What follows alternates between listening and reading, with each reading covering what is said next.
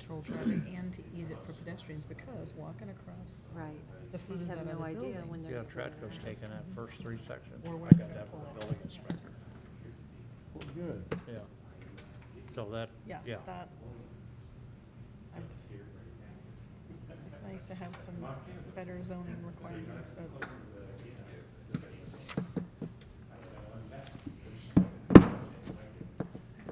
Ding.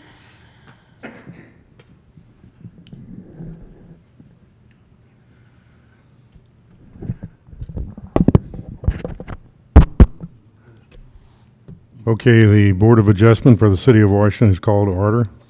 We will, is in order. Call to roll call, please. Gwen Monsell, Here. Ardell Shelley, Here. Alan Whitworth, Here, Lloyd Meisner, Susan Harms, Here. Sal Maniaci. Here. If you'll join me with the Pledge of Allegiance. I pledge allegiance to the flag of the United States of America and to the republic for which it stands, one nation, under God, indivisible, with liberty and justice for all. I'll need a motion to approve the minutes from the July 9th meeting. I make a motion to approve the minutes. I second. Motion made and seconded. All in favor, signify by saying aye. Aye. So approved. Okay, tonight we have case 180803 with Formax. And Sal, tell us all about it. Yeah, all right. I'll give you kind of an overview of the variants and why they're coming here tonight, because it is a rare variance that I don't know if this board has ever looked at before, because of the fact that it's in C2 overlay. So the subject property is here highlighted. It's on the screen. It's known commonly as the Stumpy property across from Dollar General and Sonic there. It's shown there as 2 lots. They have actually already gone through the process and combined that into 1 lot, so that has been completed and approved by council. To look at the zoning here, you can see that whole corridor of Fifth Street is zone C2 overlay. So I think it was it's before my time, but I think it was 2010 or 11 when Darren Lamb was still planner. They created a C2 overlay district, and the reason for that overlay was that Fifth Street corridor was zoned C2 general commercial, and in reality it was a mixed-use corridor. There was residential, there was a lot of commercial, there's some with it, you know, in the same structure, residential, commercial, and then also a lot of these historic structures or older structures didn't meet the setback requirements. A lot of them were up closer to the street, and so as as Fifth Street developed with some more strip malls and what you see kind of primarily in this area, you would see these commercial developments they'd try to meet the setback by pushing this structure back under this zoning code that we adopted in '83 or whatever it was, and they'd push it back and they'd have all the parking up front along, in front of the building along the street, and the biggest problem was these developments weren't creating curb cuts. They were having these developments where the cars were just pulling straight out of the lot right onto onto Fifth Street, and also it was making this development going repetitively was making Fifth Street not a pedestrian-friendly corridor. So the intent of the C2 overlay in its creation, really there's 2 things. The first was more design-based, to make it more pedestrian-friendly and create this streetscape per se, where you're moving the buildings closer up front and you're putting the parking in the rear. There has not been a lot of development, new construction along Fifth Street since this was implemented, which is why you don't see it very often. The only thing that really comes to mind is the oral surgeon there just across the street, or catty corner. They actually, when they first came in, had it in their parking up front and in the back. We let them know the code. They flipped it and put it up front. And now it's a different use than what we're seeing here. It's not retail. They don't necessarily need, that's a destination for people. They know where they're going. But that was the idea, get the buildings up front, make sure the sidewalk's intact, and then have all parking in the rear. And so the second reason, other than the design and the streetscape, is really because of the issue with the lack of curb cuts. We wanted to really try and discourage what we see here to the west, and not to call it a property owner, but where Express Liquor is up here. That parking lot really is not designed well for the traffic volume along Fifth Street. And that was the other big thing. If you put parking on the side and the rear, you're not going to have these vehicles pulling right into Fifth Street. So that's where we got, that's where the section of the code came from, and that's where we got here today. Farmex came in, which was beforehand also, you know, they hadn't released it was Schrader's yet, so I think that's why this, when it first went to planning and zoning with other items, you know, we didn't know exactly what it was, if it was going to be a pharmacy or not. There was, you know, that hadn't been announced, but now since we do know the use, I will say it kind of changes the perception, but in reality, the code is how the code is, whether it's an oral surgeon or it's general retail. But they submitted this site plan showing a drive-through and also these parking spaces, 6 parking spaces up front, right along Fifth Street, and then also these parking spaces along the side are technically in the front yard. So in order for them to build it and design it as proposed, they have to have a variance to do so. I will say, and I'm sure you can see it clear as day here, the second intent of that code, where we have these curb cuts and make sure there's not people pulling right onto Fifth Street, that isn't an issue here. The way it's designed, they have 2 solid designated entrances, and they do show keeping the sidewalk intact along the property. So I would say it does meet the pedestrian friendliness, and it does meet the intent of making it safer for pedestrians and vehicles to get on and off Fifth Street. The only thing it doesn't do is create that streetscape design that was intended for this section of the code. I understand that the ones in the surrounding properties don't meet it either, so it's not like it's going to stick out like a sore thumb. It's not, you know, it'd be a lot different to say this was a downtown property on Main Street and they're all of a sudden trying to put something way back, or where Schrader's is now, and they're trying to put parking up front. So I kind of just leave it at that. You know, I don't think I think the design they have is safe. You know, this would definitely meet the code if it was elsewhere in a C2 property. It's just the fact that it's in this overlay district in proximity to downtown that this section is required. And I'm sure you guys saw this in your packet, but they do have renderings as well, what the building will look like.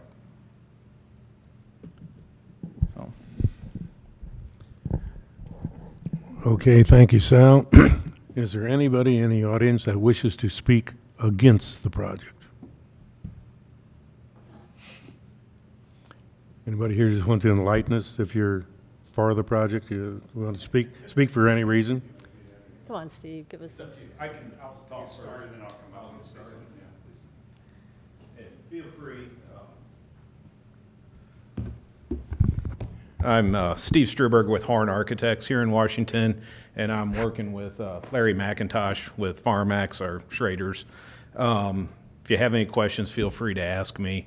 Sal kind of summed up most of the regulations. I think one thing to keep in mind as you're driving down Fifth Street, I think, Sal, correct me if I'm wrong, we are kind of, I think, the last block maybe in that C2 overlay. Yeah, we're at the far end of the overlay district. It ends at MacArthur Park Apartments. Right. So you are at the end of that kind of downtown district. Right. So we understand the overlay requirements and being downtown, and we've tried to keep it pedestrian friendly by having the 2 curb cuts, having a landscaped area. We're avoiding trying to create a sea of asphalt like we have to the east of us and directly across the street, and across the street further west on that block also with there's a car dealership there, and I don't remember what's on the corner there, a vapor thing, or well, I don't know, or dent specialist, yeah. So one of the objectives with Larry's business, and you've probably read about it, is he's trying to you know, stay as close to the downtown district as possible and keep his clients happy. He wanted a location close to the hospital, medical building. One of the big driving forces was the drive-through and parking, which is what he lacks down here. So having the drive-through really kind of sets up the flow of the project, both outside and inside, how you plan the building with Larry getting the prescriptions together and then having a single person that would be working both the inside point of sales and the drive-through. So to try to manipulate and reorientate the building, it was real tough, yet we wanted to keep that safety on the outside of having the drive-through. We're required to have space for 5 cars to stack up, which you can see we've achieved that across the back without interfering with any of the parking on site. And then also having a lane around that drive-through, so if people are there, they're not stuck in a drive-through. You've probably been at some places like that. Dairy Queen's one of them. If you don't know it, you're in the drive-through and you can't get out. So we've got that extra room towards the south side to get around and safely get out the eastern entrance. If we were to pull the building forward and put it at that 25-foot setback, that really impacts the way the interior can be laid out. Like any good retail building, you want your front entrance to be seen, both vehicular and pedestrian traffic. We lose that parking, which is essential to Larry. We're trying to keep it as close as possible. Larry's trying to do a first-class operation here, and he'll explain more about that. I think we're compatible with the surrounding area, more than compatible. I think we're in a good position where we're not a sea of asphalt, but we're closer to what Sal's looking at as we move east and closer to downtown. One of the other driving forces here is trying to get that parking out front. Obviously, a lot of the clientele, we have elderly people who have mobility problems, getting them close to the front door. That stretch of Fifth Street there has no parking on that side of the curb, so there's no street parking either. And so we wanted to get as much off-street parking as possible for Larry to have success at his new location. I don't know if you have any questions, or I can let Larry talk too. If you got architect questions, ask me. Thanks a lot. Good summary. First of all, I want to thank you guys for spending your evening here. I've been in public service and I know what it's like to get called out. So thank you for spending the evening here. Again, I'm Larry McIntosh. I do live in South County, St. Louis, pretty close to St. Anthony's Hospital. I'm like a 40-minute drive from here. When we came out to Washington, we fell in love with the town and the community, and absolutely love being here as owning a pharmacy business in town. My son and I own the pharmacy together, and I own the property separately in Pharmex Properties, which is why you saw Pharmex Properties on the documents earlier. I apologize for any deception that occurred there, but I did not want any of our competitors to find out that we were going to build a new store in town, and that's why we kept the name Schrader Drugs out of the documents until we went public with it about a month or so ago. So I apologize for that, any confusion or guessing or agony that it might have caused. We have owned the store there a little over 2 years. I own I own 6 retail pharmacies. All the others are called Pharmex.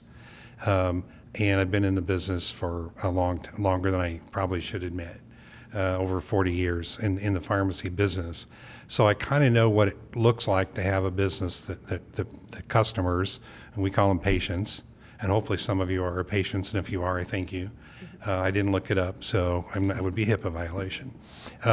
So we kind of know what people want, and we have worked really hard for the last 2 years within Schrader Drugs' downtown location, and I do own that building that will be for sale eventually.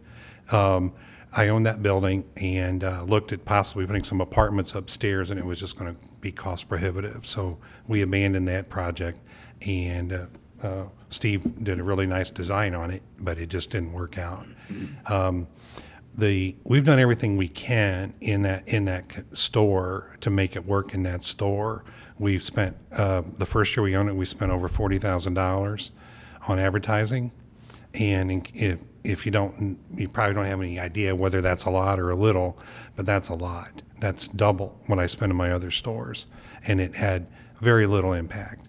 We have added technology, computers, phone systems, IVR systems, pill counters. We've done a lot to add to the workflow and operation, and we've improved that part of it, but we have not been able to improve our sales. And the prior owners that have owned it for a long time, their sales were going down and down and down, and it's not something that people share in public, and I'd rather not be in the paper about it, but that's the reality of what's happened in downtown. we took a leap of faith and bought the store 2 years ago, assuming that we could improve it on site. We've done everything that I know how to do to improve it on site, and the people are voting. Your friends and neighbors are voting. They don't want to come to a downtown location with no parking and no drive-through. People want to go to a location that they can park right in front of the door, they can go through the drive-through window, and we do delivery, we do that, but people don't want to, new young people don't want to come down there. And the older patients, we had an anniversary program, a customer appreciation day last year, and the number of people that came up and go, I love Schrader's, grandma used to bring me here, the fountain used to be over here, and then it was over there. But do you shop here? Well, no, I don't. And it really opened our eyes, and then we started looking at space to move to. I don't want to move the store, but I have no choice other than to move the store, other than to close it. I don't want to close the only independent in Washington at all, and the only pharmacy in downtown area other than the two in the way back in the hospital areas. So we looked and found this investment. We bought the property. We bought both lots. You can see the little red line down the side there. We bought both lots because we wanted to make sure that we could build the kind of facility that we could be proud of, that we have enough room for the employees to park. And there was the other day somebody asked me, we have 7 employees working over there at that particular moment. If we close the store, 2 of them would get a job at the new pharmacy owner, whoever that is. The rest of them be out of work. So I believe that's an important part of it. Now we get into the store design. Excuse me. Let me talk about the investment first. This project is going to cost probably just under $1 million. I was telling somebody the other day, this makes no sense from a financial standpoint. It only makes sense if you want to own a business in there that you can be proud of and grow. And that's what my son and I, well, he's part owner in the pharmacy part. My son and I want to grow that business. We want to be in downtown Washington or near downtown Washington, depending on how you look at it, for a long, long time. This building, as we've designed it, allows us to do that. As Steve mentioned, people want to be able to see the front door. In a retail setting, you don't want to have to drive around the back of the building. Even the big Walmart stores, you can generally see the front door from the street. Old folks, they want to feel safe. They don't want to, if I had to move that building up to the street and enter from the back, a lot of the older folks would not feel safe driving back there. They don't know what's behind there. They want to be able to see the front of the building. So I feel like those 6 parking places, and if you count, I didn't actually realize the 2 on each side, maybe, or 3, were technically not according to code here either. But if we didn't have those, people couldn't feel like they could park right at the front of the store. And I'm really reluctant to spend this kind of money on a facility that doesn't become first-class facility. And I warned Steve when he took this job, I said, we're going to build this building with your drawings and your design, and if it doesn't look nice when you're done, I'm going to put a big sign out, designed by Steve. And trust me, I would, and I will, but it won't. We're not going to let that happen. So we're committed to making it a first-class facility that we can be proud of for the next 20, 30, 40 years here in town, make it convenient for the people. Do we need so much parking? Maybe we don't need all the parking we have there, but this will allow us where we have health fairs or screening events. We have somewhere between 7, minimum probably of 5 employees working at any one time, up to maybe 7 or 8. That, if you had 5 customers waiting, we don't have them wait very long. And if you were to have a flu shot or a screening event of some type, then you do need some extra parking. So we believe this handles that. We could have squeezed it onto that one bigger lot. We decided we didn't want to do that. We bought the extra lot in order to spread it out and make a nice facility. So I'll answer any questions that you have, but I would really ask you sincerely, let us do this building the way we want to do it. It's going to be beautiful. So Thank you. Any questions from the board? Ladies? All right. Okay. Well, thank you very much. Thank you. Sal, you can read the request for variance. All right. Whereas the board does find and determine that the property in question, located at 536 and 540 East Fifth Street, is within the city limits of the City of Washington and is located in C2 Overlay Zoning District pursuant to the city zoning ordinance, and whereas City Code Section 400.085 requires a front yard setback of at least 25 feet, whereas the applicant is requesting a variance from these requirements to allow parking in the front yard setback along 536 and 540 East Fifth Street. Whereas under Section 475.040 of the Washington City Code, the Board of Adjustment has the following power relating to variations. Where by reason of exceptional narrowness, shallowness, or shape of a specific piece of property at the time of the original adoption of the regulations, or by reasons of exceptional topographical conditions or other extraordinary or exceptional situation or condition of a specific piece of property, which conditions are not generally prevalent in the neighborhood, the strict application of the area regulations of this title would result in peculiar and exceptional difficulties to or exceptional and undue hardship upon the owner of such property. The board is hereby empowered to authorize upon an appeal relating to such property a variation to such strict application so as to relieve such difficulties or hardships. Now therefore be it resolved that the request for the variance for parking in the front yard setback along 536 and 540 East Fifth Street is hereby granted, provided that all other ordinances and regulations of the City of Washington are met. The city engineer is hereby directed to issue a building permit for such structures as described in accordance with the resolution of decision. Ardell Schelick, Yes. Lloyd Meisner, Yes. Alan Whitworth, Yes. Gwen Montal, Yes. Susan Harms. Yes. By your vote, you pass the variance. If there's no further business to come before the board, I will entertain a motion to adjourn. So moved. Second? Moved and second. Yeah. Looks great. For Looks the great. first time I saw it, that's the thing I thought. Looks- For the elderly people. Yes, thank you. To get in and get Well,